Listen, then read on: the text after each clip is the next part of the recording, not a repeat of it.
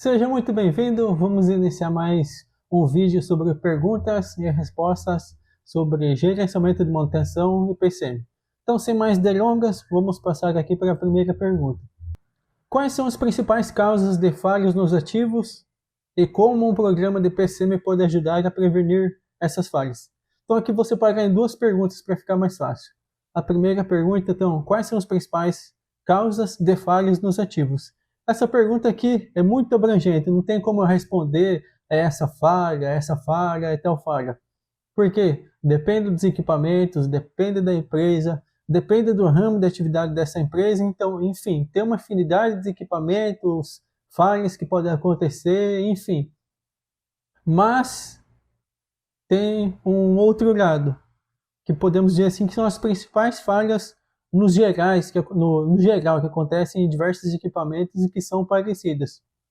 Então, por exemplo, em painéis elétricos, em máquinas elétricas, enfim, tudo que se refere a painéis elétricos ou coisa assim, uma das principais falhas que acontecem, que eu vi bastante nas empresas que eu trabalhei, são problemas de mau contato nos cabos, problemas de aquecimento e problemas de oxidação em contatos. Esses eu posso dizer que são os principais problemas. A maioria das falhas nos equipamentos elétricos e eletrônicos também é esses três: mau contato, aquecimento e oxidação. E normalmente esses três estão quase que interligados.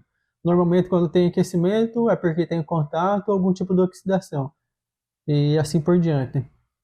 Já em equipamentos, na parte mecânica dos equipamentos, as principais falhas que podem acontecer normalmente é relacionado a desgastes, por exemplo, de rolamento, de mancais e problemas de lubrificação. Normalmente, problemas de lubrificação desencadeiam outros problemas de rolamento, quebra de mancais e assim por diante. Esses, eu posso dizer assim, que são os mais genéricos.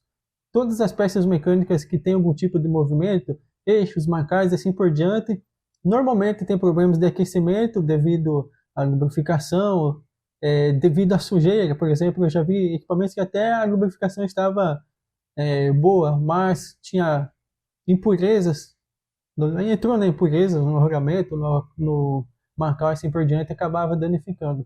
Então essas são as genéricas, mas é só essas? Não, existe uma infinidade de problemas nos equipamentos. Então não tem como dizer se é isso, se é assado. Normalmente essas são as mais comuns, as mais simples e mais comuns.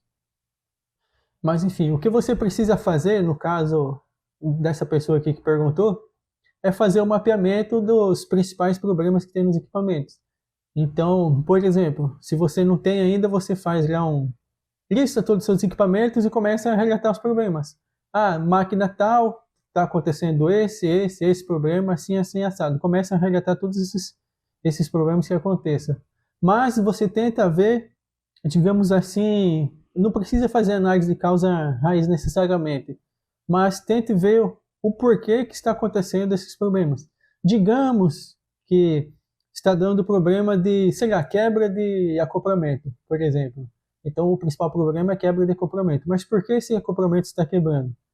Talvez o ajuste no inversor ou na soft start do motor está dando tranco muito rápido, está quebrando, ou estão sobrecarregando o equipamento e está quebrando, então você começa a ver isso. Mas dizer assim, é esse tipo de falha, é esse que acontece no equipamento, não tem como. A próxima pergunta, que seria essa mesma, né? Como um programa de PCM pode ajudar a prevenir essas falhas? Então, o PCM, na verdade, é um monte de fatores e coisas que você pode fazer, pode modificar, pode implementar para ajudar a resolver falhas. Mas pegando especificamente aqui dessa questão aqui, dessa pergunta anterior aqui das principais falhas, então o que o PCM pode fazer? Primeira coisa, eu já disse, começar a mapear essas falhas nos equipamentos, saber quais equipamentos estão com mais falhas, quais são as falhas mais comuns e começar a agir nessas falhas. Tem a regra 80-20, que 80% dos problemas, podemos dizer, são causados por 20% dos equipamentos. Então, seu primeiro passo é identificar esses 20% dos equipamentos e começar a tratar essas falhas aqui. Então, você mapeia essas falhas, começa a analisar essas falhas, Digamos que você identificou um equipamento que está tendo alta taxa de falhas. Você vê o porquê está acontecendo essas falhas. Se é problema de manutenção, se é problema operacional, se é o equipamento velho, se é manutenção que deixou fazer e assim por diante. Eu recomendo, lá nos meus cursos, a primeira coisa que eu ensino, antes de pensar em implementar plano de manutenção preventiva, preditiva, assim por diante, você pode fazer um plano de inspeção bem feito, que você começa, é fácil de implementar, não tem segredo, mas você tem que fazer bem feito e sistematizado. Você pode utilizar técnicas preditivas também junto com a inspeção e você vai conseguir pegar muitos problemas antes que aconteçam. Talvez você não vai conseguir pegar bem no começo da falha, mas você já vai ter uma boa noção do que está acontecendo com o seu equipamento. Então, a partir disso, você vai implementando a manutenção preventiva. Com a inspeção, você vai ajudando nessa manutenção preventiva. Outra coisa que muitos esquecem ou não dão muita atenção é que, por mais que a manutenção corretiva não é tão boa nos equipamentos, principalmente os equipamentos importantes para o processo produtivo, mas o que ninguém vê é que a manutenção corretiva precisa ser bem sistematizada e funcionar bem, porque a partir da manutenção corretiva, aliás, a partir da manutenção corretiva é que você extrai praticamente uns 60% a 80% de todos os indicadores da manutenção. Se você ver lá nos indicadores de manutenção classe mundial, tem 5 ou 6, alguns autores dizem que é 5 indicadores, por exemplo, o MTBF, MTTR, disponibilidade física, custo por valor de reposição e quanto do lucro da empresa é destinado à manutenção, enfim. Alguns autores dizem que é 5, outros dizem que é 6, mas não importa.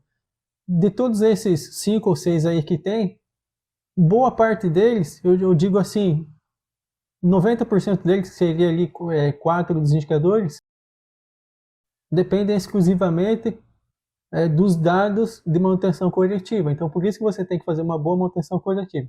Por exemplo, só para você ter uma ideia, o MTBF, o MTTR e a disponibilidade física dependem de dados de manutenção corretiva. Logo, se você não faz uma boa manutenção corretiva do ponto de vista que eu digo da gestão, de fazer a gestão da manutenção corretiva, pegar tempo das falhas, tempo para correção, mapear essas falhas e tudo, você não vai conseguir fazer um MTBF e MTTR adequado e a disponibilidade física e, consequentemente, você não vai saber dos equipamentos que estão dando problemas e você não vai conseguir fazer a gestão adequadamente. Lembre que para você gerenciar algo, você precisa de indicadores. Sem indicadores, você não tem como saber se está bom, se não está, o que você tem que melhorar, se as ideias que você teve, as manutenções que você está implementando, está indo bem ou não. Então, o PCM, nesse caso, pode ajudar desse jeito. Você fazer uma boa gestão desses ativos, consequentemente, você vai descobrir as falhas e vai começar a implementar melhorias na manutenção que vão ajudar a diminuir as falhas nesses equipamentos. Eu acho que eu devo ter conseguido responder. Qualquer coisa, deixa nos comentários que depois eu faço outro vídeo respondendo essa pergunta.